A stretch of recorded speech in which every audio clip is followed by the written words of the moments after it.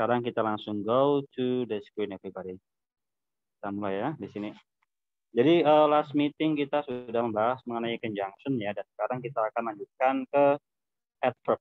Nah, kita belum kita lanjutkan. Bentar. Wait everybody, bentar ya.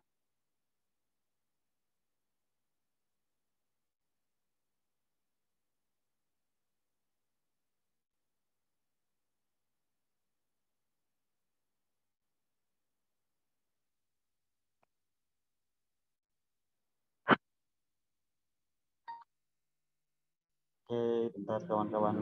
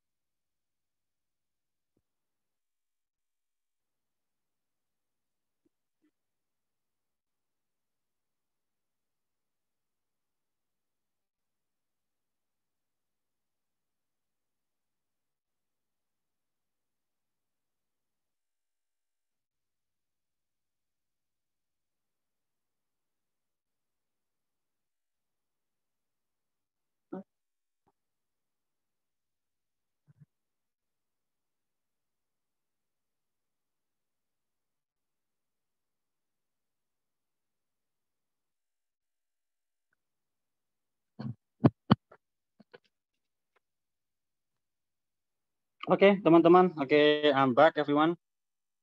Jadi saya kembali. Ya, thank you for filling the list. Kita langsung mulai ya. Dan sekarang kita akan lanjutkan our previous meeting. Jadi last meeting kita sudah membahas mengenai materi ini teman-teman ya, adverb ya di sini. Jadi kemarin itu kita sudah membahas mengenai apa itu yang namanya conjunction atau konjungsi ataupun kata hubungan. Sekarang it's time to continue to adverb ya. Jadi adverb ini termasuk itu teman-teman ya. Dia termasuk apa jenis kata yang kelima. Jadi kata itu kan dalam bahasa Inggris itu ada 8 gitu ya. Diawali dari pronoun, kemudian ada adjective, noun, conjunction, kemudian ada adverb di sini ya yang kelima. Nah, adverb ini apa kawan-kawan? Nah, adverb ini adalah kata keterangan di mana dia itu punya one main function. Dia punya apa namanya satu fungsi inti. Ya. Di antaranya dia fungsinya adalah menjelaskan di sini. Nah, di sini teman-teman dia menjelaskan apa? Dia menjelaskan yang pertama dia menjelaskan sebuah adjektif, yang kedua dia menjelaskan verb, dan yang ketiga dia menjelaskan adverb, dan yang keempat dia menjelaskan kalimat. Jadi kalau di sini kita lihat bahwasanya adverb itu dia punya fungsi menjelaskan ataupun menerangkan sifat kata kerja dan kata keterangan dan kalimat. Nah, jadi ada apa namanya fungsi ini teman-teman ya. Oke, di sini kita mulai dari yang namanya adverb of place atau kata keterangan tempat. Di mana di sini adverb of place di sini dia digunakan untuk menerangkan tempat. Dalam contoh here ya, di sini ini menerangkan tempat ya di sini ya kan ya. There di sana ada in office, ini semuanya menerangkan tempat. Dan etc. masih banyak lagi ya. Anda bisa bikin kalimat apa gitu ya. Anda bilang in Indonesia gitu kan ya. Di Indonesia gitu ya. Juga bisa. Jadi di sini berarti menerangkan tempat di Indonesia. Kemudian di sini ya ada juga adverb of time di mana dia menerangkan waktu di sini. Dalam contoh di sini ada now, ada yesterday ya, ada tomorrow, besok, ini semuanya menerangkan waktu dan masih banyak lagi teman-teman. You can make by yourself ya. Jadi banyak ya, ada last month ataupun next week atau 2 days ago dan masih banyak lagi. Dan kemudian di sini ada yang namanya adverb of negation ya, di mana dia digunakan untuk apa namanya menerangkan sebuah larangan ya. Dan di sini teman-teman, you should know bahwasanya not itu nanti dia memiliki fungsi yang cukup banyak ya, di mana dia bisa membuat semua jenis kata menjadi negatif ya. Jadi not ini nanti bisa menegatifkan sebuah kata benda ya kan ya. Jadi dia bisa membuat itu ya, dia digunakan untuk menegatifkan ya. Jadi dia menegatifkan kata benda. Oke, yang baru join teman-teman silakan di-mute dulu mikrofonnya ya. Buat Kak Nur Hasana, excuse me. Ya, bisa di-mute dulu mikrofonnya. Oke, kalau tidak saya mute dari sini aja ya.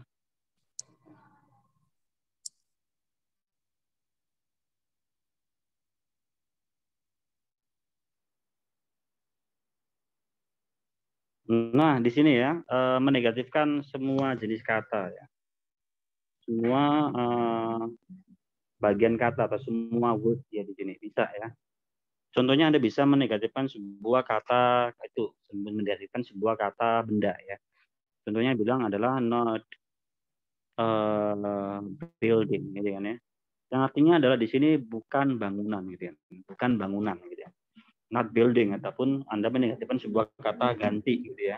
Anda bilang not them, bukan mereka.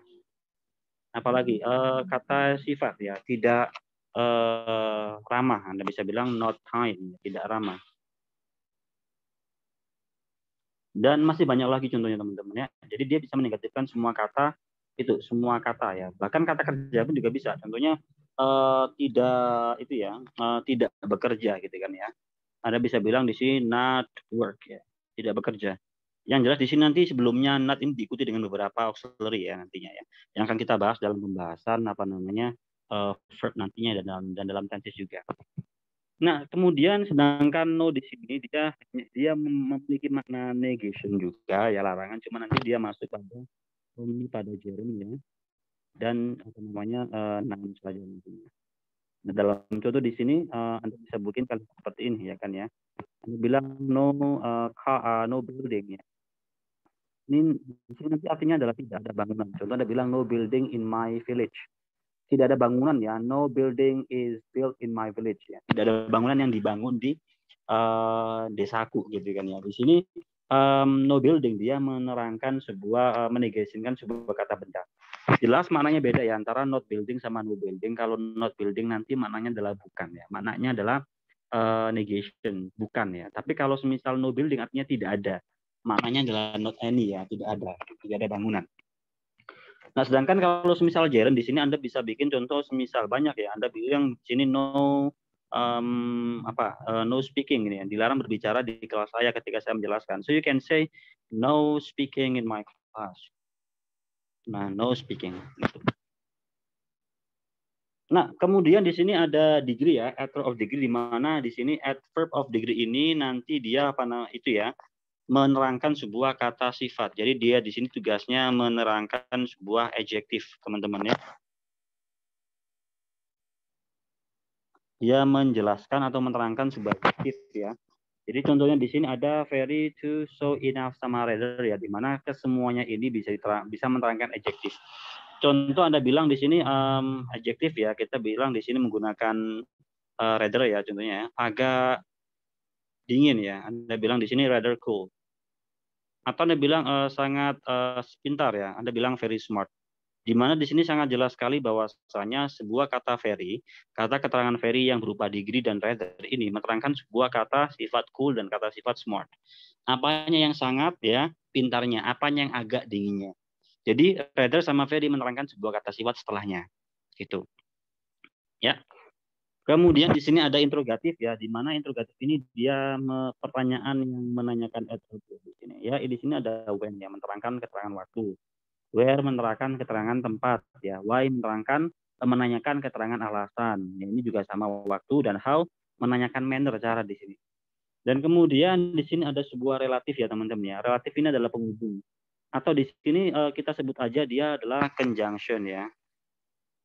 Loh Kak, bukannya conjunction udah kita bahas kemarin ya? Iya, ini kemarin memang kita sudah membahas mengenai conjunction. Dan relative adverb, ini namanya nanti relative adverb ya.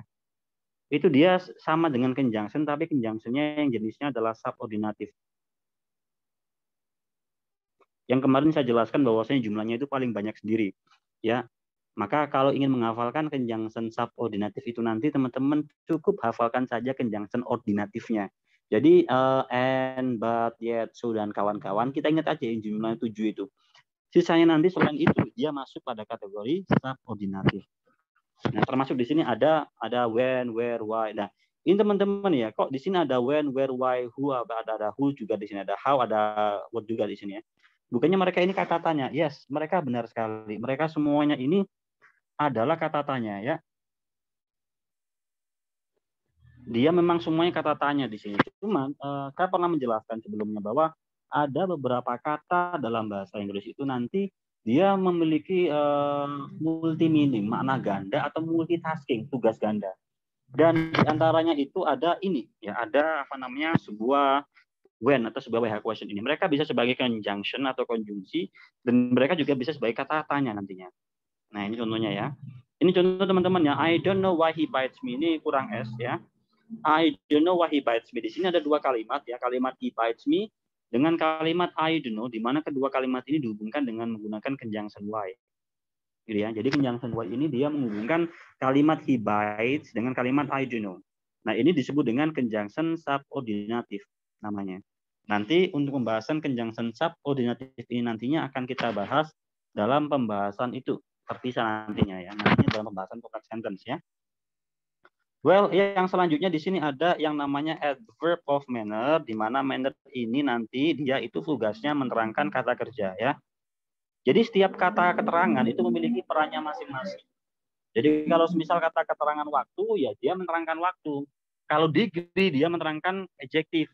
Nah kalau manner dia menerangkan kalimat di sini. Dalam contoh ada contoh fast, well, ada slowly, carefully, dan masih banyak lagi ya teman-teman ya.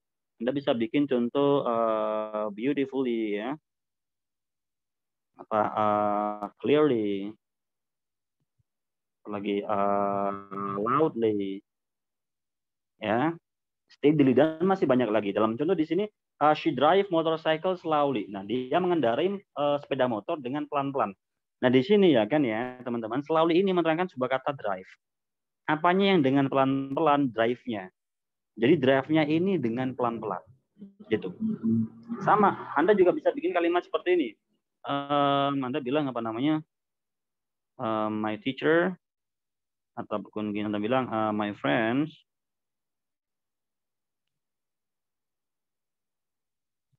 my friend do the test apa carefully gitu ya, dengan hati-hati. Nah di sini sama teman-teman, sebuah apa namanya kata keterangan carefully ini dia menerangkan sebuah kata kerja do. Jadi apanya yang dengan itu dengan hati-hati, yakni do-nya. Jadi do-nya ini dengan hati-hati. Dan di sini ya adverb of manner ini nanti mereka juga bisa diterangkan dengan menggunakan sebuah degree. Jadi degree ini nanti dia selain bisa menerangkan adjektif, dia juga bisa menerangkan adverb. Nah, seperti yang saya terangkan di atas bahwasanya ada adverb itu ada kata keterangan yang bisa menerangkan satu adjektif, dua verb, dan tiga adverb, dan yang keempat adalah kalimat. Oke, yang di sini adjektif sudah, yang verb ini sudah, kemudian yang bisa menerangkan adverb ini yang kita bahas ya. Nah, di sini ada degree. Contohnya di sini Anda bisa bilang ya kan ya. Di sini saya ganti di sini ya, my friend do the task very carefully. Nah, di sini saya edit ya. Saya bilang very carefully. Nah, di sini sebuah kata keterangan degree ini ya dia menerangkan sebuah apa namanya? sebuah kata manner di sini, kata keterangan manner ya. Adverb of manner di sini carefully. Dan adverb of manner carefully ini menerangkan sebuah kata kerja do the test. Jadi ini bulat aja ya, saling menerangkan ya. Jadi kalau kita bilang gini, my friends, teman saya mengerjakan tes sangat dengan hati-hati. Apanya yang sangat dengan hati-hatinya? Apanya yang dengan hati-hatinya mengerjakannya? Jadi di sini saling menerangkan ya, gitu. Dan masih banyak lagi contohnya teman-teman ya. Dan yang selanjutnya di sini ada yang namanya frekuensi. Ada sebuah adverb yang menerangkan sebuah keseringan atau berapa kali aktivitas tersebut dikerjakan. How many times ya this activity is done ya. Jadi di sini ada always, ada often, ada always ya selalu, ada often sering, never nggak pernah, seldom jarang, dan ada masih banyak lagi ya. Dimana kalau di sini always kita frekuensinya nanti dia itu ya 100% ya kawan-kawan ya. Kalau semisal often dia ya kita katakan 80%, never dia 0%, kemudian seldom di sini mungkin sekitar 20% ya di sini. Makanya kalau Anda bilang she always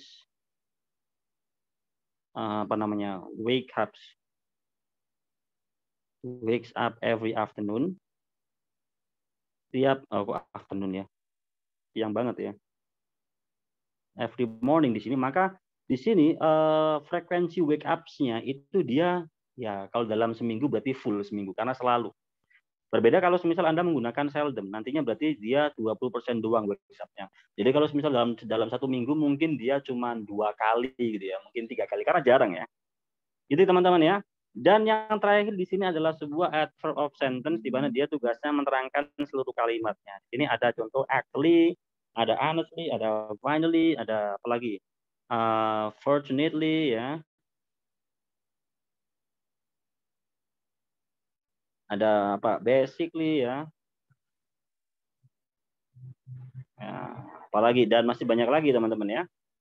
Nah, di sini contohnya honestly I'm very sad tonight ya. I'm very sad tonight but I hide it. Sejujurnya saya sangat sedih malam ini namun saya menyembunyikannya. Nah, di sini sejujurnya ini menerangkan seluruh kalimat saya sangat sedih malam ini namun saya menyembunyikannya. Nah, ini menerangkan seluruh kalimat ini. Sama Anda juga bisa bilang kayak gini. Actually ya. Sebenarnya I am very tired ya. Aku agak capek ya. I am rather tired ya. Ya. But atau saya pakai it ya. Yet I have to study hard. Study tonight. Nah, di sini jelas ya.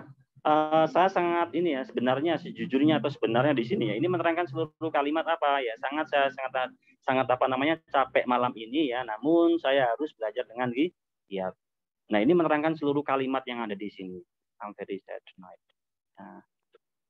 Well, saya rasa cukup sampai sini membahas mengenai adverb sebelum saya lanjutkan ke interjection. Teman-teman, apakah ada yang ingin ditanyakan dari teman-teman? Silakan. Oke. Bagaimana? Apakah ada yang ditanyakan mengenai adverb di sini? It's okay. Oke, ya, aman ya. Kita lanjutkan ke interjection ya. Nah, interjection ini bagian yang paling mudah, teman-teman, dalam memahami kata. Kenapa? Karena kita cukup menemukan kita bisa menemukan sebuah frasa ya. Kita bisa menggunakan sebuah frasa ya. Kalau misal kita menemukan frasa atau mungkin kata, word, atau mungkin sebuah sentence, di mana ketiga-tiganya ini dia express ya. Mereka express someone's feeling ya.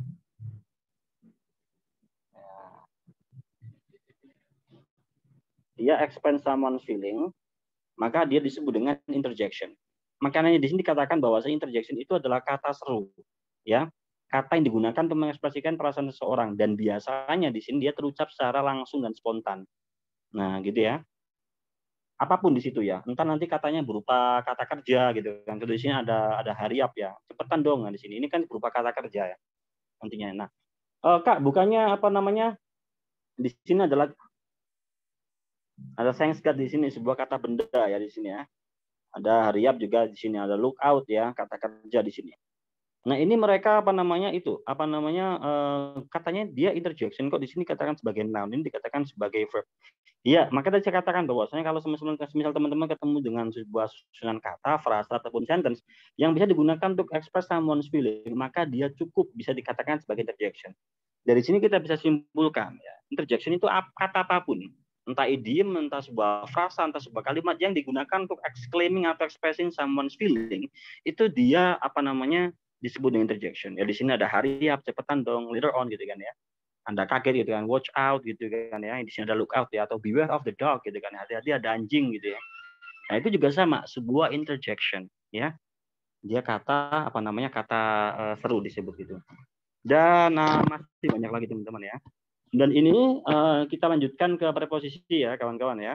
Jadi preposisi ini adalah yang ketujuh, habis ini kita ke verb yang terakhir ya.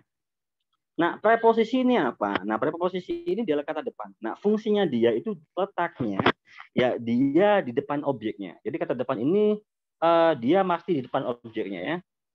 Di depan objeknya. Dan objeknya nanti ya, itu nanti bisa berupa apa namanya si pronoun ya objeknya. Ini nanti kalau misal Anda constructing sebuah preposisi dan objeknya nanti ya, preposisi harus punya objek. Jadi mungkin nggak punya. Nanti harus berupa pronoun, kalau nggak gitu ya berupa noun ya. Itu berupa apa namanya si noun phrase ya. Kemudian juga ada noun clause pula. Di sini juga ada noun itu ya, ada gerund ya. Sorry. Nah, ini beberapa susunan kata yang nantinya bisa sebagai object of preposition.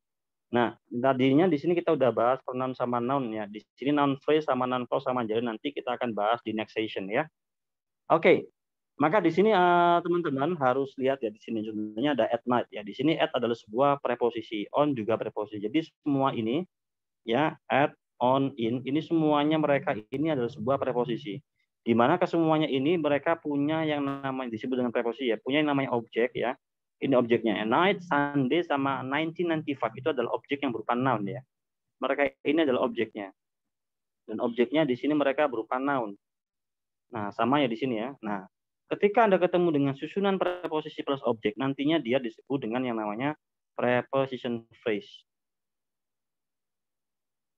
Atau frasa yang terbuat dari preposisi. Gitu ya.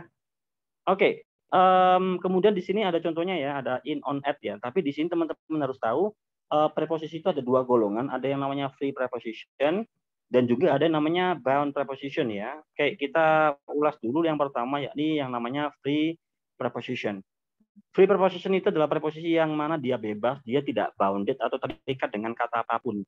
Artinya kata at di sini ya, kemudian ada kata on, dan juga ada kata in, ini mereka bebas. Dia berdiri sendiri. Jadi nggak harus dibantu dengan kata apapun. Nah, terkait dengan apa namanya fungsi si in, on, at dan kawan-kawan di sini ada after, before ya. Ini nanti mereka fungsinya sama secara sintaksis. Mereka menghendaki yang namanya objek dan objeknya nanti di antara kelima ini. Namun mereka juga punya fungsi apa namanya fungsi semantik atau fungsi secara maknanya nantinya. Nah, di mana kalau ini nanti dia digunakan pada apa namanya pada bagian ya, pada bagian kata yang mana dia itu ini ya, apa namanya general ya dia itu. Jadi di sini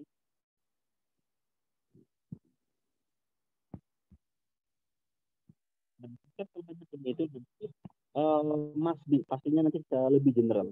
Dan kan kalau on di sini dia masuk pada bagian lebih spesifik lagi. Dan on di sini dia more spesifik ya. Dia lebih spesifik daripada on ya. Di sebelah ini kita lihat bahwasanya apa namanya di sini ya menggunakan Sunday. Dia tidak menggunakan tahun karena dia onnya lebih spesifik ini. Nah, sedangkan kalau di sini dia masuk sangat spesifik. Very spesifik. Maka di sini dia masuk nah makanya di sini kalau dalam tempat dia masuknya di sini at-nya. Dia lebih spesifik di sini at-nya. Kemudian kalau jalan di sini menggunakan on. Kenapa? Karena di sini lebih dia itu more spesifik di atas. Dia gak very spesifik tapi dia more spesifik ya, lebih spesifik daripada kota di sini ya. Makanya dia di sini menggunakan it. Dan sama statusnya di sini mereka semuanya adalah sebuah prep yang punya objek yang ini. Nah, itu ya. Nah, sebenarnya untuk in, on, at itu mereka punya fungsi yang cukup banyak ya di antara yang di sini ya. Selain apa namanya itu ya, selain ini ya, kalau misal kita menghendaki makna itu ya, apa namanya itu, kalau misal masuk pada sebuah location ya. Kalau misal di sini kita bedah based on location-nya. Nah, kalau at di sini nanti, kalau in di sini nanti kita melihat ini ya. Di sini nanti dia masuknya pada itu teman-teman ya. Pada yang lebih umum ya. Di sini contohnya dia masuk pada negara ya. Terus di mana ini ya? Oke, yang agak luas di sini ya. Oke. Ya di sini bisa pada sebuah country ya. Contohnya Anda bisa bilang I live in Indonesia gitu kan. AM atau mungkin I live in Indonesia. Jadi tidak menggunakan at ya. at Indonesia. Nah, kemudian dia juga di sini selain itu dia lebih luas lagi ya. Dia juga bisa menggunakan city ya teman-teman ya. Kemudian apa namanya itu teman-teman ya, city, country, apalagi island ya. Bisa di sini province ya. Nah, apalagi ya, state, negara bagian. Nah, yang cakupannya lebih luas ya. Dia general di sini ya. Dan kan kalau semisal apa namanya on di sini nanti berbeda lagi. Ya kalau on di sini nanti kita kalau semisal pada tempat ya nantinya ini pada tempat ya. Dia masuknya pada itu tempat yang mana itu dia lebih spesifik lagi ya. Contohnya Anda bisa masukkan sebuah street. Nah, ini street ini jalan ya. Jalan ini kalau semisal ini jalan tapi agak lebih kecil ya. Itu bisa menggunakan on ya.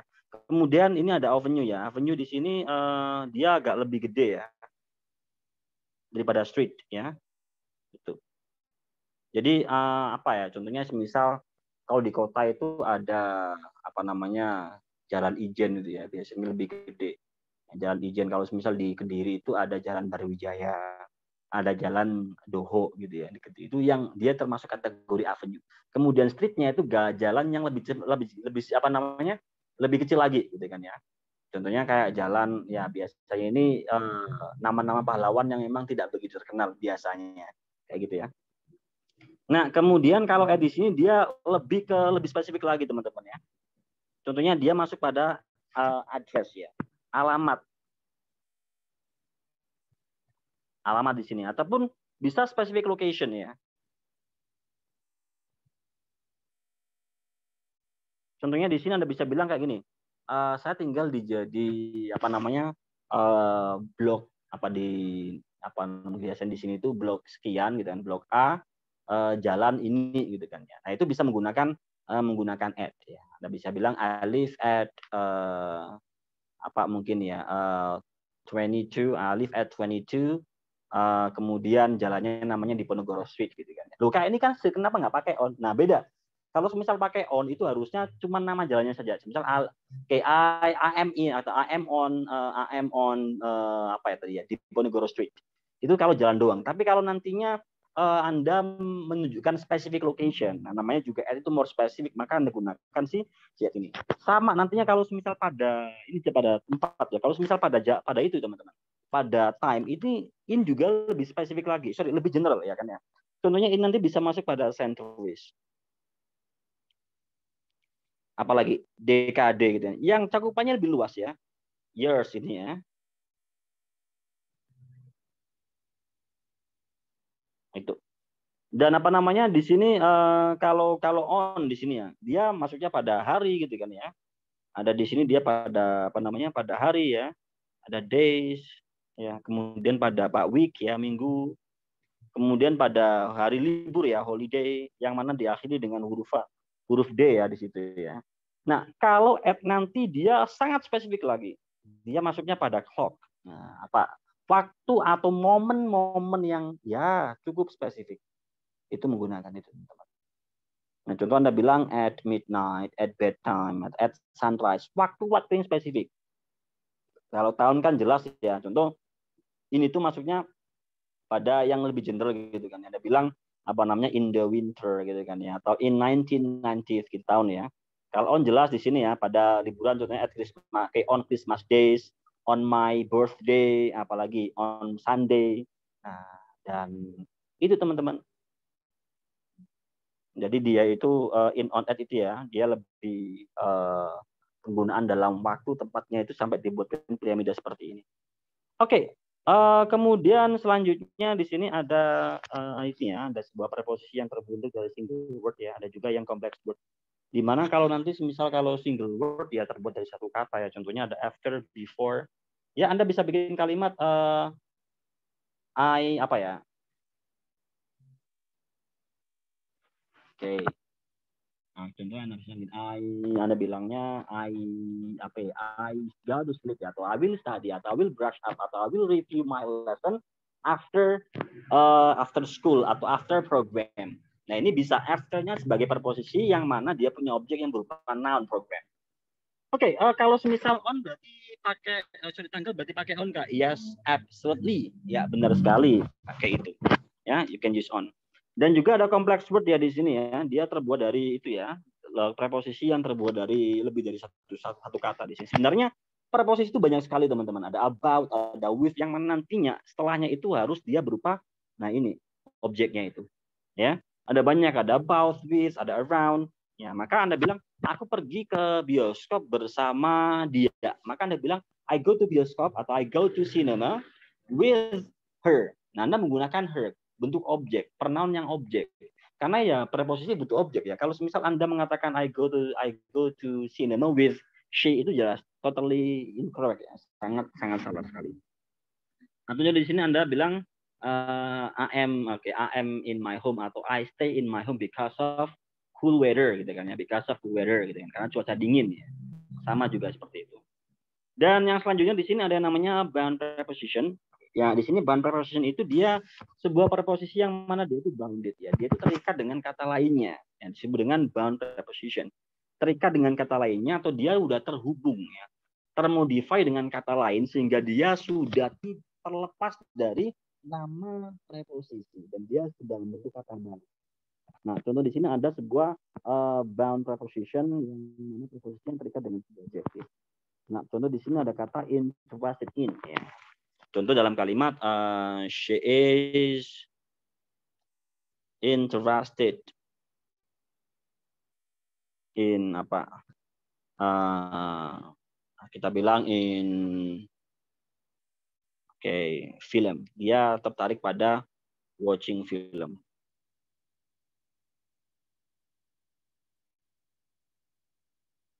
Ya, watching film di sini. Nah, di sini teman-teman ini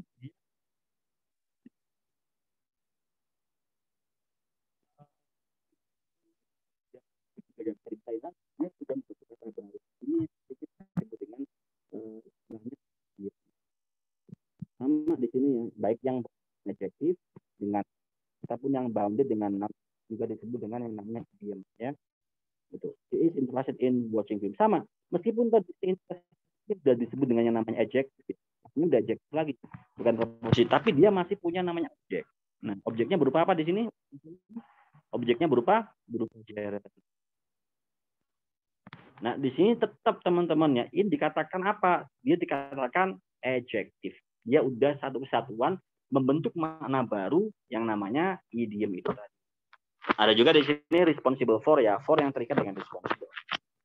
Kemudian ada yang namanya verb bound preposition ya, yang namanya dia adalah preposisi yang terikat dengan sebuah kata kerja ya. Dalam contoh di sini ada yang tidak merubah makna ya teman-teman. Contoh di sini live sama live in. So when you say live sama live itu no difference. Sama juga ya, when you say live sama believe itu juga no difference. Jadi Anda bilang I live atau bilang I believe in you menggunakan in ya, dia udah menjadi idiom baru. Atau Anda bilang I believe in my friend, atau Anda bilang I believe that my boyfriend atau my girlfriend will visit me when I am sick gitu kan, ketika saya sakit. Jadi Anda mau pakai believe in atau believe itu sebenarnya boleh keduanya dan maknanya juga tidak berubah. So, ini sekarang depend on you teman-teman ya. Ya, depend on ini juga semua termasuk preposisi ya, cuman dia free ya, depend on you. Tergantung teman-teman mau pakai yang mana ya. Nah, sama maknanya. Nah, cuman juga nanti ada yang preposisi yang merubah makna ya, teman-teman. Ada preposisi yang gabung dengan kata kerja yang merubah makna. Dalam contoh ada look sama for, sehingga dia nanti menjadi makna mencari. Yang awalnya look-nya bermakna melihat. Sama di sini ada look, ada after, yang artinya merawat ya. Dan apa namanya masih banyak lagi contohnya ya. Anda bilang di sini take in. Sorry. Memasukkan ya. Di sini ada memasukkan, mengeluarkan ya.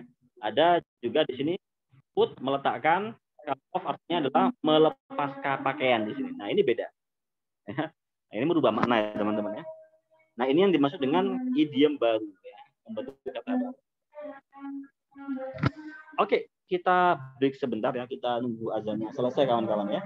Habis itu kita lanjutkan ke selanjutnya di sini, variable dan ya selanjutnya.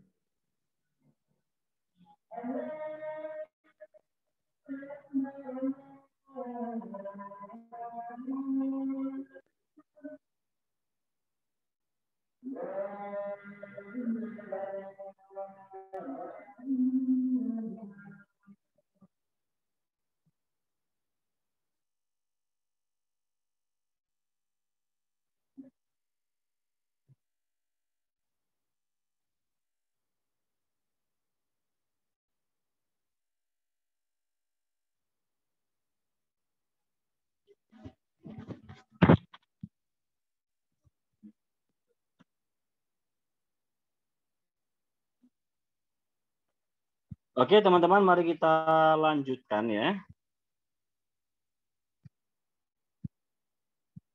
Ya, di sini kita lanjutkan ke tadi ya. Ada yang namanya separable juga ya. Jadi antara verb sama preposisinya bisa dipisahkan dengan objeknya di sini. Nah, dalam contoh di sini take up ya. Ada take up yang artinya mengantar ya. Pick up artinya menjemput. Take out artinya mengeluarkan di sini. Nah, ini bisa separable, bisa dipisahkan dengan yang namanya objeknya. So you can say she will takes her daughter ya to school. Di sini kita bisa takes her up ya, mohon maaf. Takes her up ya di sini.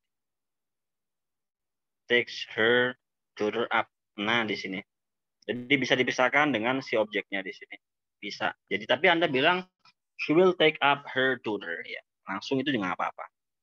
Jadi take up ataupun take her daughter up itu juga dua-duanya boleh. Dan yang terakhir di sini ada yang namanya noun bound preposition. Nah, ini sebuah preposisi di mana dia itu dia bounded dengan noun ya. Jadi cuma 3 ini saja teman-teman ya. Jadi cuma 3 ini saja ya. Contohnya di sini ada responsibility for ya, pertanggungjawaban pada, atau thanks to dalam kalimat mungkin kita bikin seperti ini. Nah, you must you must have. Ini mungkin setelah melakukan sebuah kesalahan ya, kemudian Anda bilang you must have, Anda harus punya pertanggungjawaban ya. Responsibility ya. Ya, for what you did. Nah, kamu harus memiliki pertanggungjawaban atas apa yang kamu lakukan, Pak Tuni. Gitu. Di sini tetap ya teman-teman ya, di sini dia sebagai noun ya, dan noun ini dia sebagai objek, dan ini adalah verbnya, ini subjeknya. Dan tetap di sini what you did di sini dia sebagai objek ya.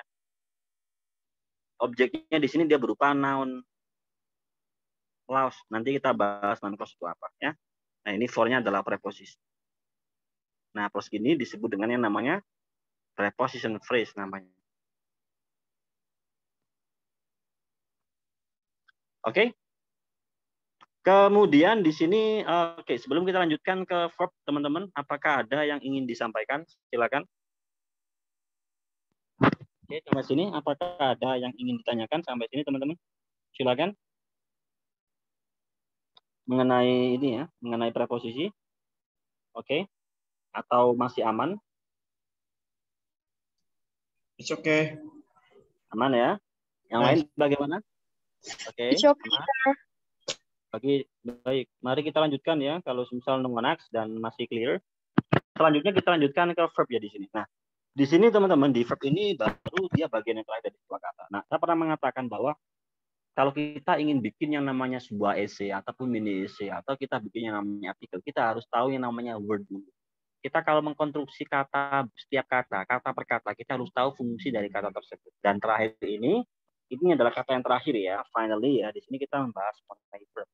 Nah, verb itu dia adalah kata yang paling terakhir dari sebuah substantif atau dari sebuah kata. Dan dia termasuk bagian yang ya saya katakan di sini dia bagian yang paling utama ya.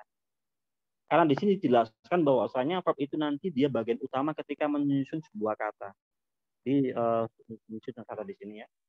Nah, kenapa? Karena kita menyusun sebuah kalimat itu harus ada verbnya. Kalau misal tidak ada verbnya, maka itu tidak dikatakan sebuah kalimat ya. Karena tanpa adanya verb di sini ya, maka suatu susunan kata tidak bisa dikatakan sebagai kalimat utuh. Maka verb ini nanti adalah bagian yang ya paling penting. Ya. Jadi nanti teman-teman, sekarang ini kita sudah tahu kata, sekarang kita coba belajar merangkai sebuah kalimat habis ini. Setelah kita membahas mengenai verb, bagian yang penting untuk mengkonstruksi sebuah kalimat. Oke, sekarang kita tengok di sini. Nah, sebelum kita lanjutkan ya, teman-teman harus tahu bahwasanya kita di sini cukup mengenali dulu ya, mengenali perkenalan dulu. Verb itu apa, macamnya apa saja, seperti apa sih gitu. Cuman untuk kita bahas fungsi lebih rincinya, nantinya kita akan bahas dalam pembahasan segmen tenses dan segmen complex sentence nantinya ya. Jadi pelan-pelan dari kita mengenali apa dulu, kemudian ke fungsi. Di pembahasan tenses sama complex sentence. Well, di sini kita mulai dari yang namanya verb yang kita lihat dari segi fungsi. Kalau kita tengok dari segi fungsi, verb itu nanti punya dua fungsi. Yang pertama fungsi bantu ya, fungsi bantu dan juga ada fungsi ini, fungsi asli. Atau kita sebut aja mereka ordinary ya, verb asli ataupun verb auxiliary, verb bantu. Maksudnya bantu apa di sini? Ya banyak nantinya, bisa membantu menunjukkan makna sekian. Membantu menunjukkan makna ini, membantu menunjukkan waktu A. Jadi banyak nanti ya auxiliary di sini nanti. Dan jumlahnya ada 3, ada to be auxiliary, ada primary auxiliary, dan ada modal auxiliary. Nah di sini kita kenalan dulu ya. Dalam dunia present nanti kita gunakan is, mr ya. Untuk kapan kita gunakan is, mr-nya nanti kita bahas di next session ya. Kemudian di sini ada were sama were ya di sini ya pada dunia past ya. Kemudian ada yang namanya been pada perfect. Future kita gunakan be dan being pada pasif. Dan is, mr, was, were, be, been, being, ya be, been, being ini semuanya termasuk bagian dari to be auxiliary di sini nanti. Nah, kemudian di sini ada primary auxiliary, contohnya ada do dan does pada dunia present, ada did sama had pada dunia past, ada have sama had pada dunia perfect. Nah, kesemuanya ini nanti mereka punya peran masing-masing. But don't worry, we will learn about the form and the function nantinya.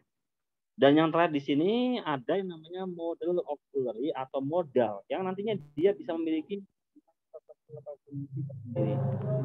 dan ini teman-teman ya, ada will, ada can, ada shall, ada must, had, better, ada would, ada could, should, might, sama ought to. Nah, ini semuanya termasuk dari auxiliary. Dan teman-teman harus tahu auxiliary itu dia semuanya tidak ada punya aktivitas. So, activity meaning-nya nggak ada. Ya.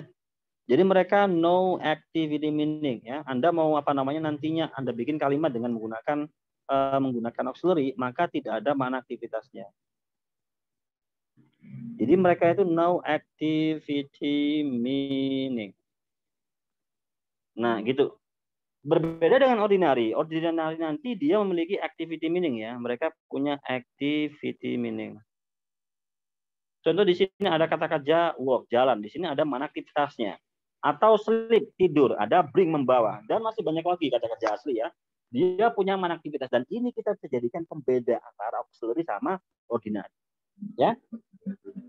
Well, Kemudian di sini kita akan lanjutkan ke ordinary ya. Jadi di sini kita tengok si ordinary berdasarkan objeknya. Nah, kalau kita lihat dua, yang pertama jenis intransitif. Nah, jenis transitif ini nanti dia kata kerja yang mana tidak bisa Anda kasih objek. So dia nggak bisa, ya. Tidak bisa dikasih objek. So dalam contoh I eat, Oke, bukan tidak bisa ya, yang bisa ya.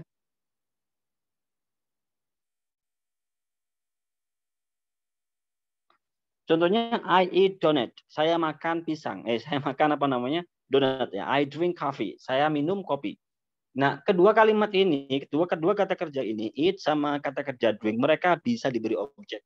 Kenapa saya katakan bisa diberi objek? Karena nanti apa namanya mereka mungkin tidak bisa diberi objek, mungkin saja gitu kan ya. Nah, kenapa di sini mungkin bisa apa namanya tidak dikasih objek? Contoh Anda bilang I drink, itu boleh. Ataupun I eat juga boleh. Anda kasih atau tidak kasih silakan, boleh. Makanya saya tidak mengatakan tidak butuh ya. Kalau butuh itu nanti konotasinya dia selalu ada objek, selalu butuh objek. Nah, berbeda dengan transitif, di sini intransitif ini nanti dia tidak bisa diberi objek ya, tidak bisa. Bukan tidak butuh, tapi dia tidak bisa. Nah, karena kalau Anda kasih objek malah susunannya salah dan maknanya ya jadi ambigu. Dalam contoh, I cry ataupun she sleep atau mereka bilang I wake up every morning. Atau Anda bilang I get up at 4. Di sini menggunakan at ya karena waktunya sangat spesifik ya, at 4 o'clock. Di sini kita menggunakan get up ya. Anda nggak bisa kasih objek. Ya, karena verb ini dia intransitif yang tidak bisa dikasih objek. Ya, seperti itu ya. Nah, sekarang kalau kita tengok verb ordinary berdasarkan perubahannya. Jadi ordinary ini memiliki 3 perubahan. Yang pertama perubahan verb 1, verb 2, sama verb 3. Di mana di sini perubahannya ada yang ya beraturan, dia reguler atau regular ya, di mana cukup Anda tambahkan ed. Nah, di sini contohnya ada asked, asked, ada study, studied, sama visit, visited. Nah, ketentuan di sini teman-teman mungkin ada yang kesulitan membacanya ya. Kalau semisal nanti Anda ketemu dengan akhiran ed kayak gini, mereka punya 3 itu ya. Mereka punya 3 itu cara baca ya, teman-teman. Sebenarnya. Cuman nanti kita fokuskan di sini aja ya.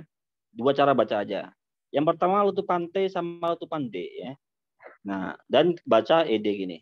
Nah, nantinya kalau misalnya Anda baca ed kayak gini, ketika nanti akhiran huruf kata kerjanya itu adalah T sama D. Contoh di sini ada visited. Jadi Anda baca ed, visited. Atau Anda contoh lain, apa visit ataupun invite, invite pakai T ya. Yang pakai D apa ya? Divided. Nah, membagi. Ya, divided, di sini divide ya. Ini menjadi divided ya.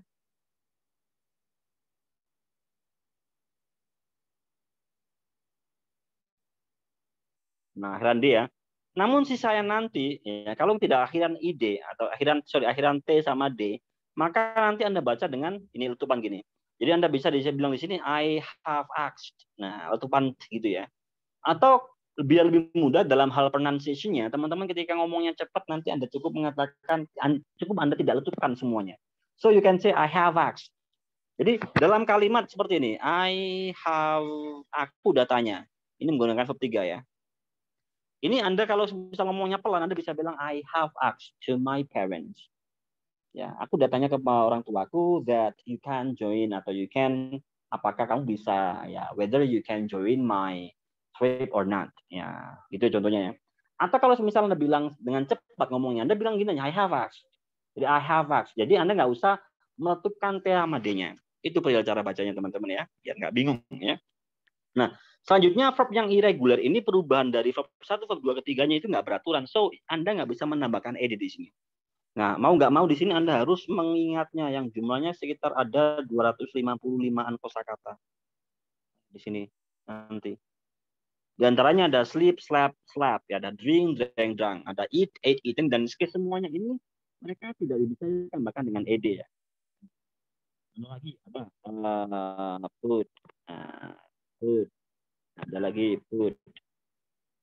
Apa? Take, took, ya. Taken. Mereka nggak punya bentuk gitu. Mereka nggak punya apa namanya tambahan akhiran ed ya. Dan jumlahnya nggak banyak ya, sekitar 250 kata saja.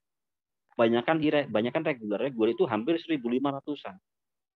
Banyak dan dia hampir difficult vocabularies. Jadi yang pakai tambah ed hampir vocabulary yang susah-susah ya. Ya, meskipun banyak yang mudah ya. Well, dan yang terakhir di sini secara bentuknya ya. Kalau kita tengok berdasarkan bentuknya ya, verb ini nanti punya 6 bentuk. Yang pertama disebut dengan bare infinitive ya. Teman-teman nggak usah bingung, bare infinitive itu dia verb 1. Kita sebut mereka verb 1, tapi nama sebenarnya dia itu adalah bare infinitive. Dalam beberapa buku sumber dikatakan dia namanya simple form atau base form gitu kan ya. Ya verb 1 gitu aja. Contohnya ada work sama it di sini. Kemudian ada to infinitive yang nantinya kita akan bahas di meeting ke-8 ya. Fungsinya nanti to infinitive ya.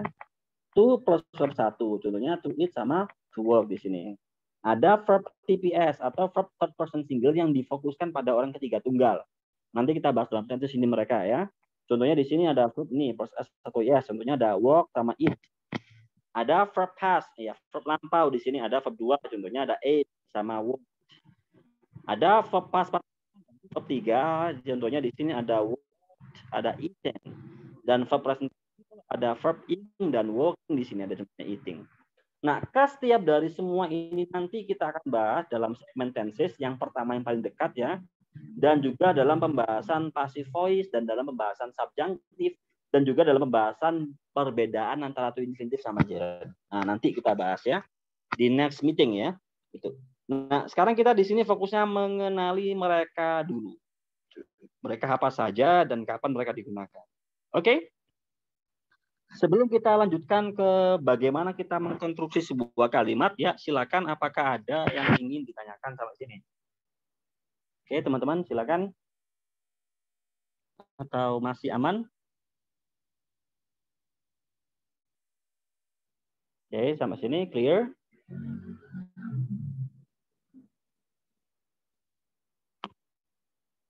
Oke. Yang lain mungkin? Ya, clear. Mungkin yang lain? Aman? Well, jika demikian kita lanjutkan bagaimana kita mengkonstruksi sebuah kalimat ya. Tapi di sini sebelum kita membahas mengenai bagaimana kita mengkonstruksi sebuah kalimat, you should know ya. Bagian yang paling kecil itu kan word. Kita harus tahu word itu apa. Word itu dia susunan beberapa huruf yang membentuk sebuah kata sehingga punya makna tertentu. Ya, contoh kemarin ini ada they ya. Apalagi kemarin ada kita bikin contoh di sini ada apa namanya? Air.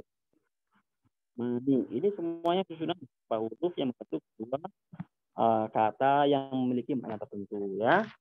Nah, selanjutnya di sini adalah frase. Kalau frase ini nanti dia susunan beberapa kata.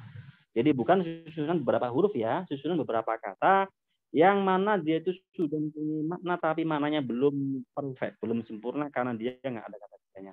Nah, dari sini kita bisa lihat bahwasanya frasa itu intinya dia ada susunan kata namun nggak ada verb-nya. Contoh di sini ada the beautiful girl di sini. Ya, soal apa namanya cewek cantik tersebut di sini ada adjektif beautiful, ada girl di sini. Nah, ini namanya frasa. Frasa apa? Dia disebut dengan noun phrase. Frasa noun. Kau tahu Kak, Anda tengok kata paling terakhir. Kalau kata paling terakhir itu noun ya sudah namanya frasa noun. Contoh lain mungkin, oke. Mungkin kita bisa bilang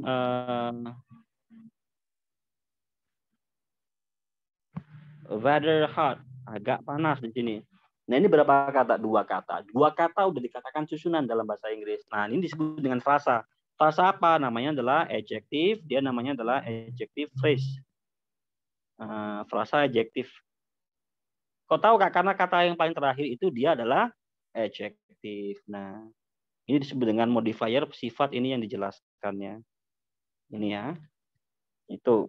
Dan masih banyak lagi contohnya. Ya, contoh lagi di sini. Oke, kita bikin yang mana nih nggak muat ya. Contohnya Anda bilang have, should. Oke, jangan ini ya. Ini contohnya in my room. Ini namanya apa? Namanya ini ada in, ada my, ada room ya. Di sini disebut dengan preposition phrase karena ada sebuah preposisi plus objeknya disebut dengan preposition phrase atau PP nantinya. Ya. Oke. Berbeda dengan yang namanya itu, berbeda dengan yang namanya frasa ya. Kalau kalimat nanti dia susunan beberapa kata, dia maknanya sudah sempurna. Kenapa? Karena dia udah ada kata kerjanya. Jadi kita bisa bedakan. Kalau kalimat sama frasa itu bedanya cuma di kata kerjanya saja. Pokoknya teman-teman kalau bikin susunan kata, ini kan teman-teman nanti sebagai writer semuanya ya. Kalau Anda bikin susunan kata, kok nanti ada verbnya ya udah kalimat. Kalau nggak ada verbnya ya berarti dia sebuah frasa gitu patokannya ya. Dan di sini kita bisa tengok bahwasanya minimal nanti harus ada satu sama verb. Jadi minimal kalimat itu harus ada satu sama verb. Dalam contoh di sini I sleep, ada subjek I, ada verb sleep. Itu kalimat. Kemudian ada kalimat lagi I am sad, ada subjek I, ada verb am, ada complement. Ini namanya kalimat ya. Gitu. Kak, kalau misal gini, ada gini, saya bikin contoh gini, should have been informed. Nah, ini apa namanya ya? Should have been informed. Ini disebut dengan yang namanya verb phrase. Ini susunan kata, memang di sini semuanya verb. Ini auxiliary, auxiliary, auxiliary. Ini ordinary. Ini namanya verb phrase, yakni sebuah frasa yang terbuat dari verb. Dan ini apakah dikatakan kalimat? Tidak. Jadi minimal kalimat itu kan dia harusnya ada subjek sama verb ini. Gitu ya. Ini verb phrase namanya. Jadi frasa itu ada noun phrase, adjective phrase, ada adverb phrase, ada preposition phrase, ada yang namanya verb phrase, dan masih banyak lagi ya. Oke, kita lanjutkan ke sentence di sini ya. Ini yang bagian yang paling penting untuk mengkonstruksi sebuah paragraf ya. Kita harus tahu bagaimana bikin kalimat. Kalimat itu di sini ada dua macam, kita bagi di sini berdasarkan verbnya ya. Jadi berdasarkan verbnya ini ada dua macam. Ada verb verbal atau kalimat verbal, dan juga ada kalimat nominal. Di mana kalau kalimat verbal ini nanti Anda hanya butuh yang namanya verb ordinary dalam pembuatannya, kata kerja asli. Contohnya di sini ada she studies English, atau kita Anda bilang di sini we listen to Yuki explanation. Yuki's explanation.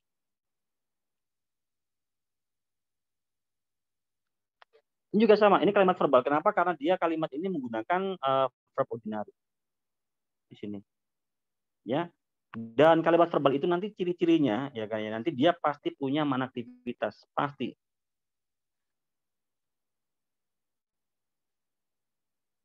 Nah, sedangkan kalimat nominal ini nanti dia kalimat yang menggunakan bukan to be, bukan menggunakan itu ya kata kerja, tapi dia menggunakan to be auxiliary atau dia menggunakan be form namanya nanti. Namanya be form atau to be auxiliary ya. Nah, ini kita lihat contohnya ya, she is beautiful ya. Dia menggunakan kalimat ini menggunakan auxiliary ini ya. We are doctor atau Ronnie is in office. Ini semuanya mereka menggunakan itu. Semuanya mereka kalimat ini menggunakan itu ya, verb auxiliary di sini. Nah, dan ini ya teman-teman, kalau misal kalimat verbal itu nanti dia punya manaktivitas, tapi kalau kalimat nominal itu nanti ya kalimat nominal ya, dia tidak punya manaktivitas, dia no activity. Makanya kalimat she studies English ya, itu ada manaktivitasnya, dia belajar, ada manaktivitasnya belajar ya. Kalau Anda bilang kalimat she is beautiful, dia cantik, isnya nggak ada manaktivitasnya. Dan ini kita bisa jadikan pembeda ya antara kalimat verbal dengan kalimat nominal. Ya. Jadi mana aktivitas sama no activity. Gitu. Nah, dari sini kita bisa lihat pola kalimat verbal. Nah, di sini pola kalimat verbal itu pasti rumusnya di sini ya. Verbal di sini ya. Itu dia rumusnya dia menggunakan subjek plus verb, dan verb nanti menggunakan verb ordinary. Apakah harus dikasih objek? Ya, optional. Objek itu bukan sebuah keharusan. Jadi bisa ada, bisa tidak ya. So, di sini ini rumusnya ya.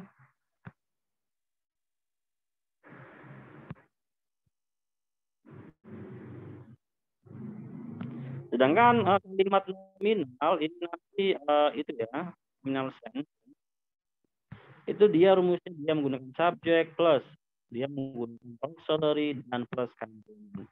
Complement itu apa? Complement itu adalah pelengkap. Seperti ini. Pelengkap itu apa? Ya pelengkap itu nanti terdiri dari adjective, noun sama adverb. Jadi complement ini nanti dia terdiri dari satu adjective, yang kedua adalah noun, dan yang ketiga itu adalah adverb. Nah, ini contohnya ya, adjective, noun, adverb. Contoh lagi mungkin, UK is in working.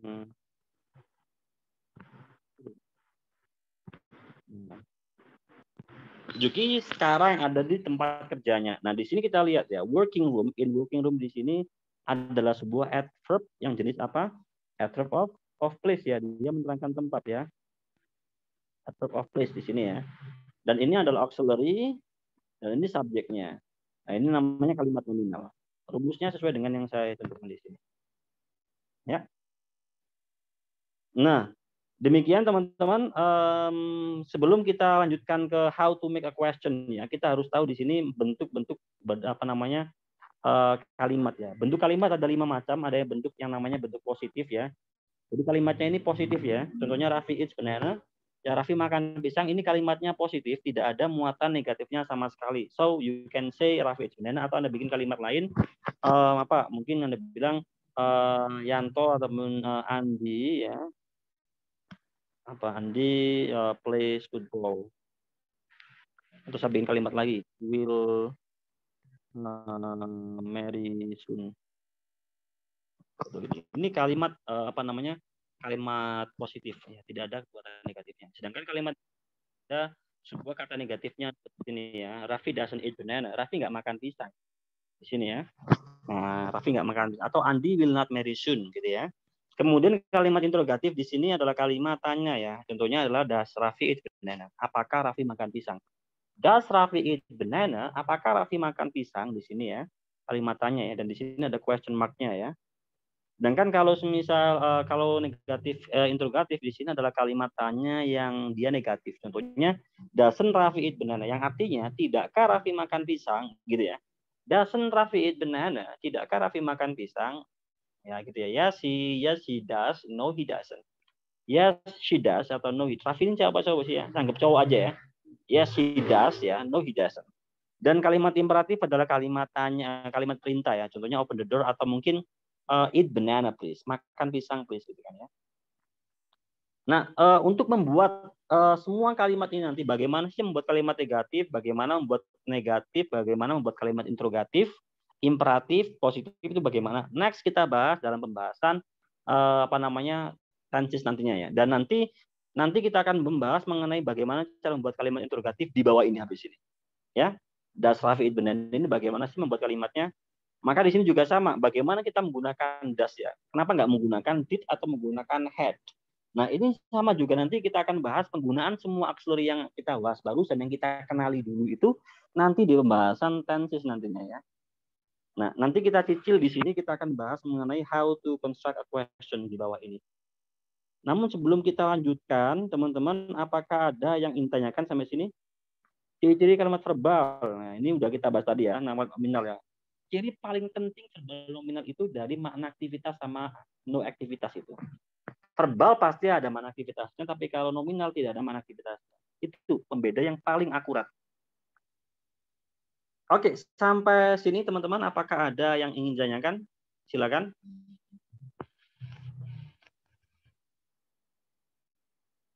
Oke, any questions so far, buddies?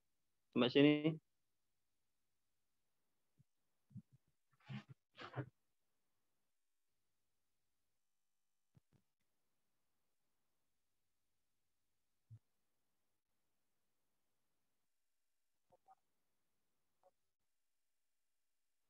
Oke, ada. Oh, aman. Well, jika tidak ada pertanyaan, saya ingin tanya ke teman-teman ya. Oke, saya bikin kalimat gini.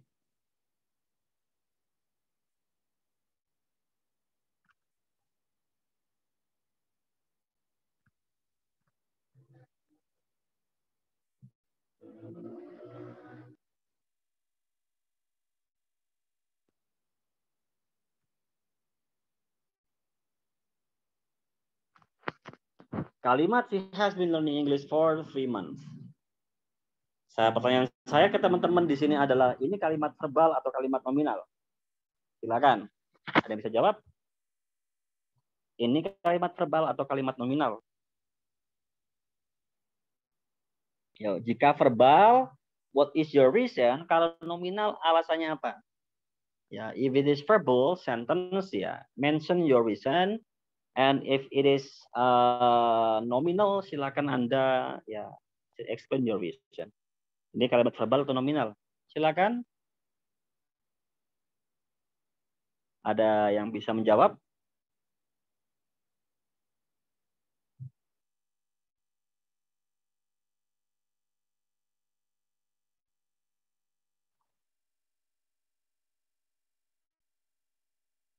Oke. Bagaimana? Ada yang bisa menjawab? Jadi, Oke. Bagaimana? Oke. Dari kata rasa di sini, verbal, because learning is activity. Yes. Oke, ada lagi mungkin? Yang lain?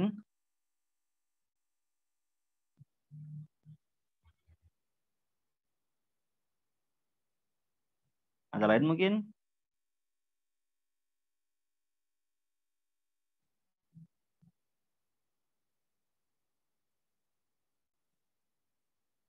Oke, ya everyone got the right answer ya.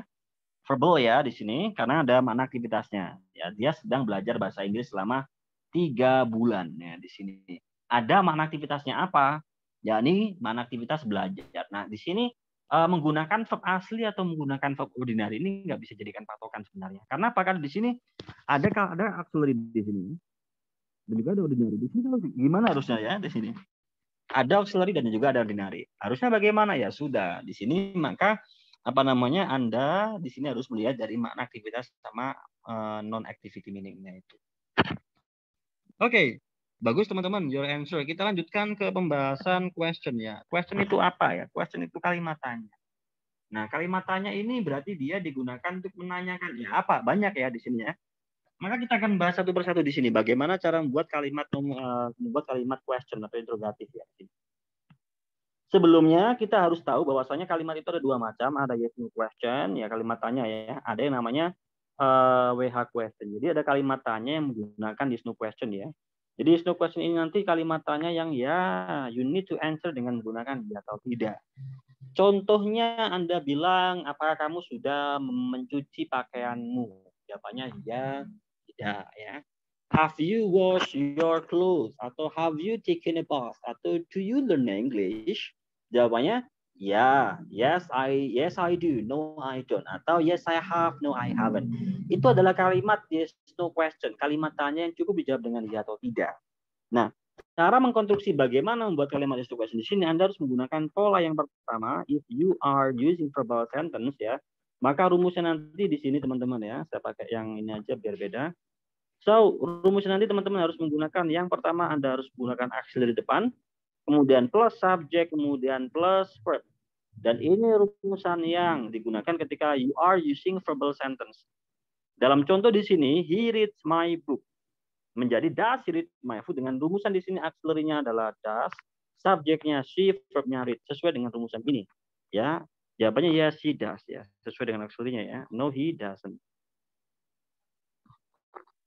Sama, Anda juga bisa bikin kalimat kayak gini ya. Kalimat awalnya adalah si K tadi ya. K ini ya. She has been learning English for 3 months. Ya, oke, saya bikin kalimat itu ya. She has been learning English for 3 months ya. Maka menjadi has ya. Oke, kurang ke atas. Biar muat ya. Has ya. She. Nah, subjek ya. Kemudian verbnya ya. Has she been learning English for 3 months? Nah, di sini auxiliary dulu, diikuti dengan subjek, kemudian verb-nya. Nah, jangan lupa dikasih question mark. Nah, berbeda dengan yang namanya itu, berbeda dengan verbal. Nominal nanti beda. Nominal nanti Anda gunakan kalimat nominal ya. maka nanti rumusnya berbeda. Maka nanti rumusnya Anda menggunakannya sama tetap kembali dan kemudian disusul dengan subjek, kemudian disusul sebuah ketemu. Dan ini rumus ya.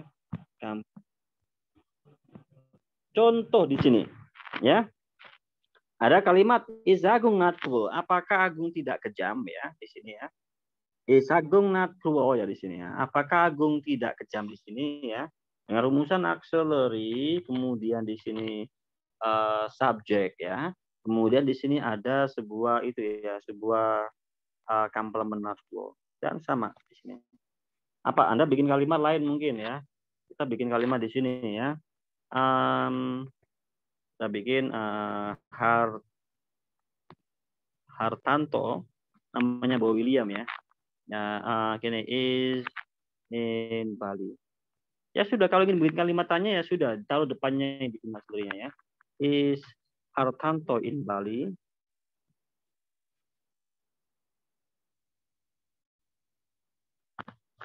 Nah, very simple ya. To make it nominal ya.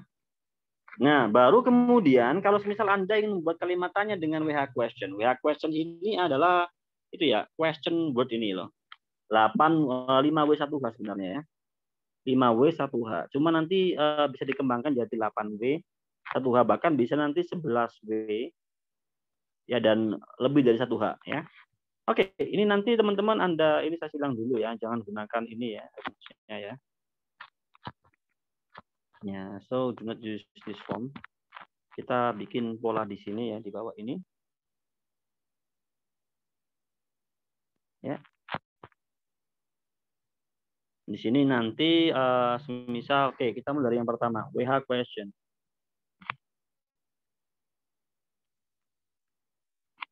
Form. Kita mulai dari yang pertama yakni si conjunction who. Who ini nanti dia digunakan untuk asking subject person, teman-teman ya. So, Anda gunakan subject person. Nah, sama juga di sini ada what ya, digunakan untuk menanyakan subjek, di mana dia subjeknya bukan person. So, dia subjek non-person. Nah, teman-teman, di sini nanti ya, di sini nanti rumus mereka beda ya. Dia punya rumus seperti ini nantinya. Memiliki 3 rumus. Yang pertama mereka ya. Kemudian plus atau nah.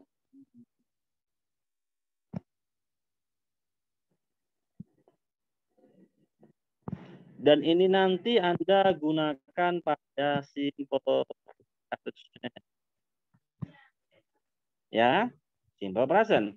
Contoh, kita bikin kalimat, mungkin kita bikin di sini Fandi, ya, di sini contoh. Ya, kita bikin EG di sini. Ya, kalimatnya di sini Fandi. Always. Oke, terus ya.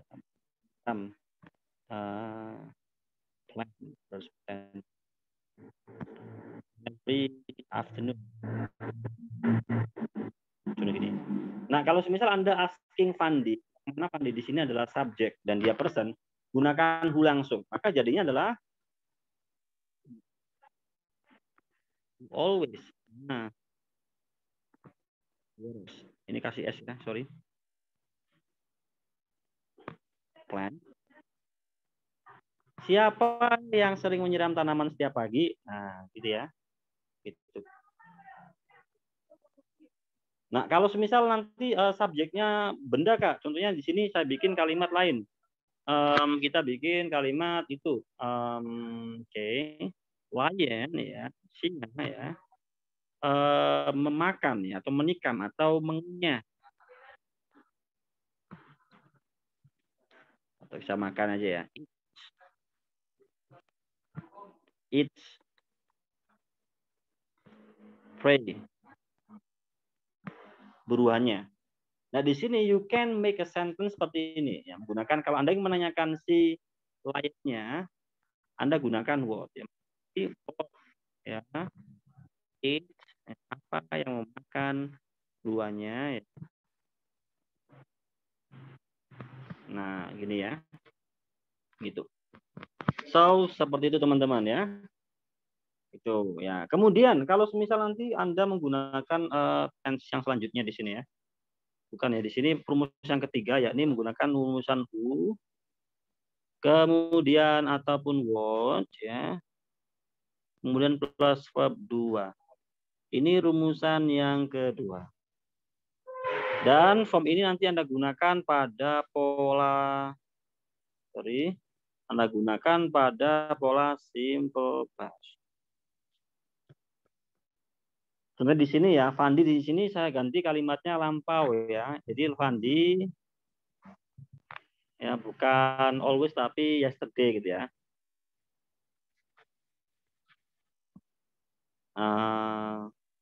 Plan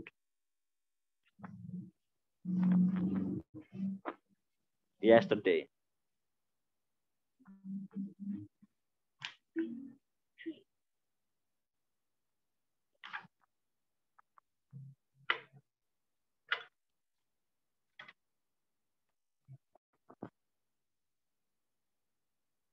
Udah makan-makan saya mengunyah ya.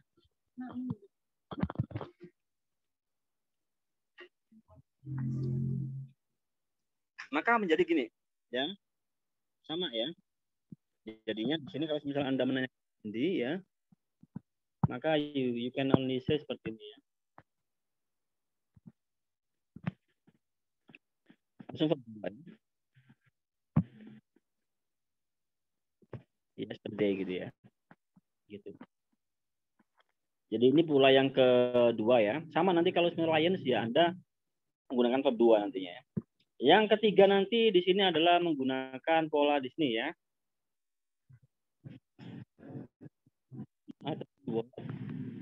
Kemudian plus auxiliary ya.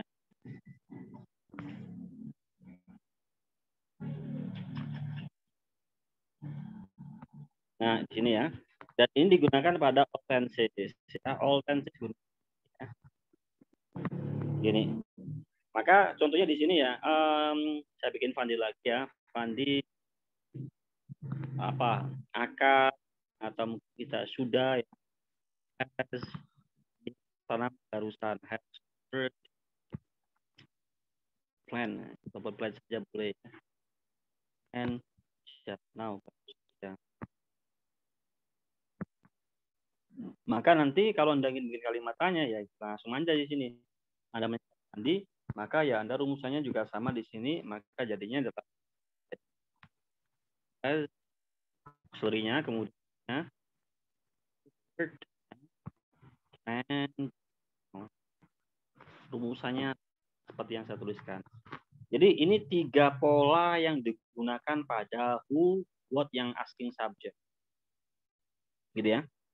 Nah, ini agak banyak ya kalau who sama what. Namun nantinya untuk yang sisanya itu mudah. Yang ketiga di sini nanti adalah itu ya. Ada what ya. Yang mana digunakan untuk asking verb. Menanyakan ini juga mudah. Di sini nanti rumusannya kenapa saya katakan mudah? Karena dia menggunakan rumusan ini ya. Dan ini rumusan yang sangat general sekali ya. We have question plus auxiliary plus subject plus verb. Dan ini rumusan yang we have question kecuali ya. Dan all tenses.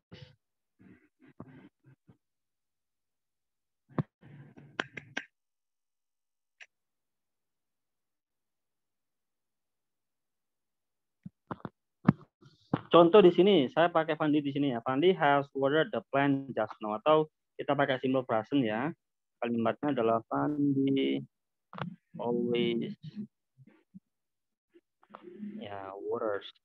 waters plant. Udah always ya. So when you ask the verb di sini, Anda menanyakan verbnya waters ya.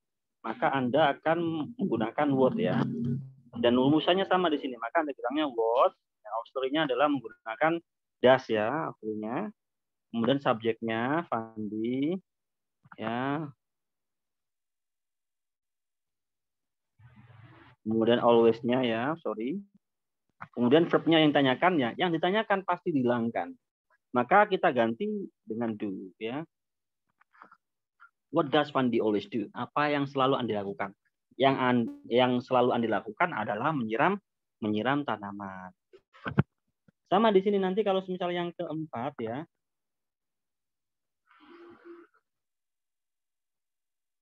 Itu adalah yang keempat di sini ya. What yang bisa digunakan untuk menanyakan objek ya. Tapi dia objeknya non person ya.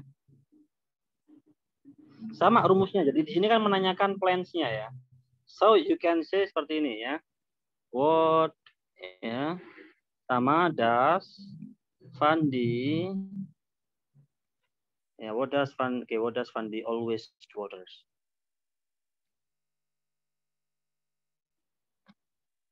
Apa yang Fandi selalu sirami? Jawabannya adalah plan. Jadi yang ditanyakan dihilangkan. Kalau semisal di sini apa namanya ini menanyakan objek person ya. Kalau misal objeknya itu orang, maka yang kelima di sini Anda harus menggunakan yang whom ya. So yang kelima di sini Anda gunakan yang whom. Jadi whom di sini digunakan untuk menanyakan objek, but dia itu yang person. Maka contoh kalimatnya contoh di sini ya, kita ganti oke, Fandi always love his father. Always love his father, ayahnya. Ini kan objek yang berupa itu ya, orang ya. So Anda gunakan yang whom di sini, maka menjadi ya whom ya, maka kemudian does ya, auxiliary, kemudian always ya. Whom does, subjek dulu, mohon maaf. Fandi subjek ya. Kemudian kasih always-nya ya. Oke. Whom does Fandi always love? Siapa yang selalu Andi cintai? Jawabannya adalah ayahnya. Rumusannya menggunakan rumusan ini. Sama nanti kalau misal Anda menggunakan yang keenam di sini menggunakan where. Anda menanyakan place di sini. Sama tinggal masukin aja di sini. Maka jadinya adalah kalau misal Anda menanyakan di mana Andi selalu menyirami tanaman, di mana Andi menyirami tanaman. Ya, maka sama di sini where ya, auxiliary-nya does ya, subjek Fandi ya, kemudian verb-nya adalah was, di mana Andi menyirami tanaman. Sorry, nggak pakai S.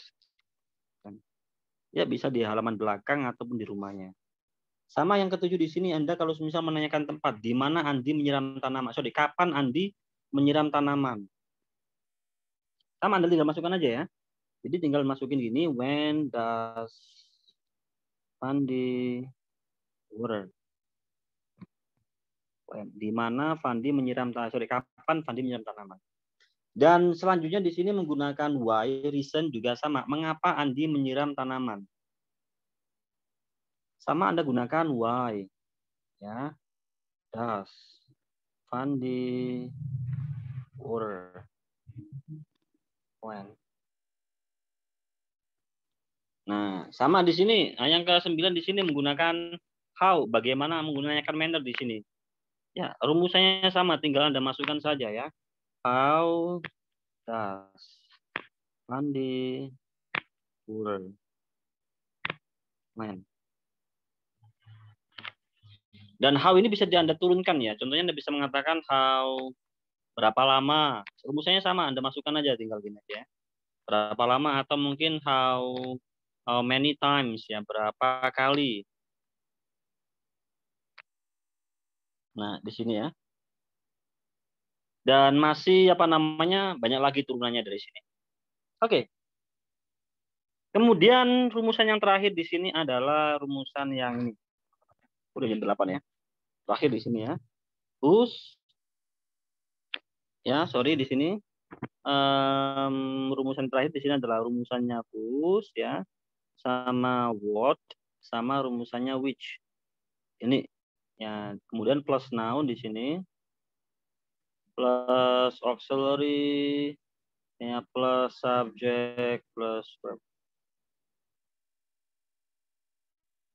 Ini rumusan yang terakhir. Ya, di mana di sini kita tengok bahwasanya si whose di sini digunakan untuk asking posesif kepemilikan ya. Kalau what digunakan untuk menanyakan jenis-jenisnya, kind. Kemudian di sini kalau which digunakan menanyakan choice, pilihan. Maka kalau misalnya Anda bikin kalimat ya kan ya. Contoh Anda menanyakan oke, tanaman siapa ya? Tanaman siapa yang akan disirami? Whose plant does Van di water? Tanaman milik siapa yang Andi sirami? Gitu, yang Andi siram gitu kan ya.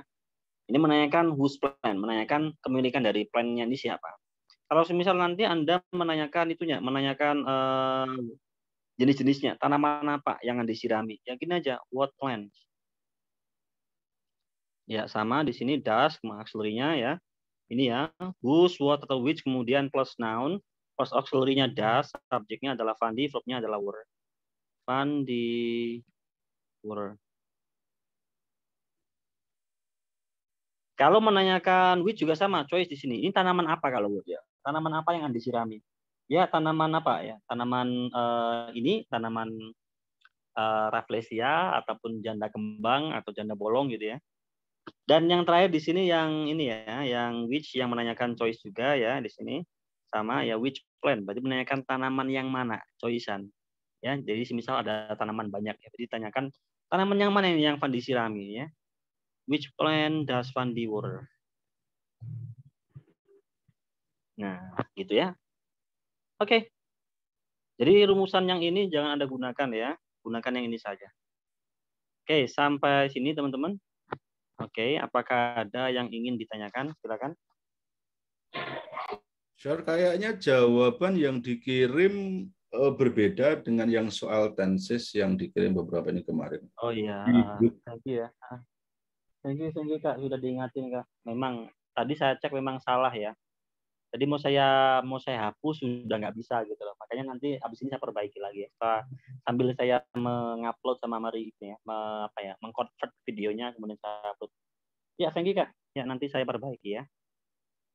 Oke, thank you for the suggestion. Mungkin yang lain ada yang ingin disampaikan lagi? Oke, yang lain? Atau mungkin dari pembahasan question ini ada yang masih kurang jelas atau masih kurang paham? Boleh ditanyakan ya. Jangan malu-malu bertanya ya. Malu bertanya sesatnya di mana-mana. Ya.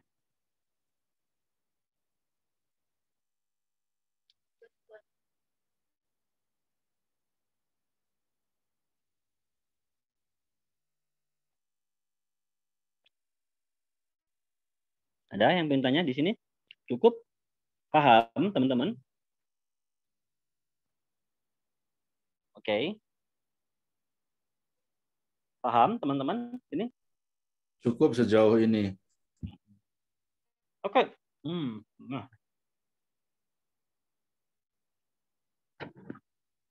Oke, jika cukup, kalau gedung pakai which atau pakai where ya, Sir? Oke, ada question di sini ya. Bentar saya jawab ya. Kalau gedung ini bukan tergantung gedung ataupun apanya ya, Kak ya. Bukan pakai which atau pakai where-nya, bukan tergantung bendanya, tapi tergantung apa yang ditanyakan. Contoh gini. Anda bikin kalimat gini, ya. Kalimatnya gini ya. Bioskop ya, kita bikin kalimatnya bioskop itu aja ya. I watch. Oh, sorry. Saya menonton, saya pakai simple present aja, sampai simple past aja ya. I watch Spider-Man. Ya, No Way Home ya. Spider-Man No Way Home in bioskop. Nah, di sini in bioskop statusnya sebagai apa? Sebagai adverb of place, keterangan tempat. So, ketika Anda menanyakan bioskop, yang Anda gunakan adalah where. Maka Anda menjadi gini, where did I? Did I? Rumusnya sama dengan di atas ya. Where question, auxiliary, subject, kemudian verb-nya watch. Where did I watch Spider-Man? Di mana saya menonton Spider-Man? Ya, jawabannya di bioskop. Nah, ini berarti di sini Anda menanyakan verb place yang menanyakan tempatnya. Kalau misal gini,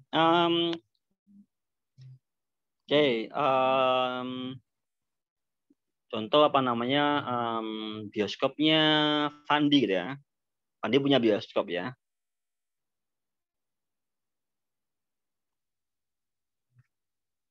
Ya, Fandi's bioskop ya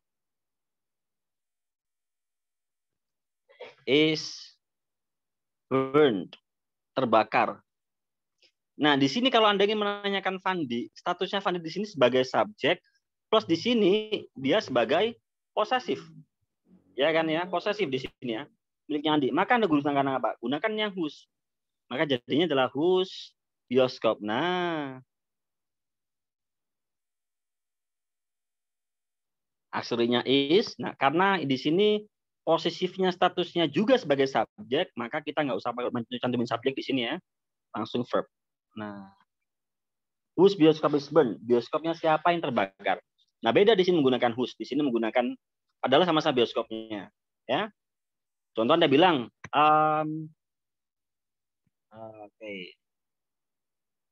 Anda menanyakan ini contoh Anda bilang ini I watch Spider-Man No Way Home ini ya in apa contoh in Anda bilangnya in apa itu ya ada misal pilihan nonton bioskopnya itu ada di XX1 ada di itu ya CGV sama di yang biasa yang 25 itu apa ya pasnya namanya itu ya. Jadi kalau misal ada pilihan kayak gitu Anda bilang saya nonton bioskop di XX1. So Anda bisa tanyain, okay, which bioskop do you watch gitu ya. Which bioskop did you watch Spider-Man? Bioskop yang mana? Yang choice menaikkan pilihan. Gitu Kak Teres ya. Jadi kurang lebihnya itu terletak apa namanya posisinya itu nanti bukan karena kata bendanya bioskopnya, tapi nanti posisi bioskopnya ini sebagai apa. Kalau dia sebagai keterangan tempat, berarti kita gunakan where. Kalau misal dia ada choice-nya pilihan, maka kita gunakan which. Kalau dia sebagai apa namanya posesif di sini, kepemilikannya apa nih kita gunakan whose. Nah, gitu ya. Kalau misal sebagai objek, ya gunakan what karena benda ya. Contoh, saya mencet bioskop. I paint the bioskop. Kalau Anda menanyakan bioskopnya, berarti dia menanyakan objek. So Anda bilang what do I paint? Apa yang saya cat? Jawabannya bioskop. Menggunakan what di situ. Gitu Kak Teresia ya. Sampai sini bisa difahami? Ya, sama-sama. Oke, then yang lain juga cukup. Oke, ya dulu sorry teman-teman sudah memaksa teman-teman untuk belajar lebih dari ya batas belajar kita ya. Jam 8 ya. Ya, semoga apa yang kita pelajari bermanfaat buat teman-teman ya. Besok kita bahas exercise, kemudian kita masuk ke tenses ya. Oke, itu aja teman-teman buat today's meeting. Anyway, thank you for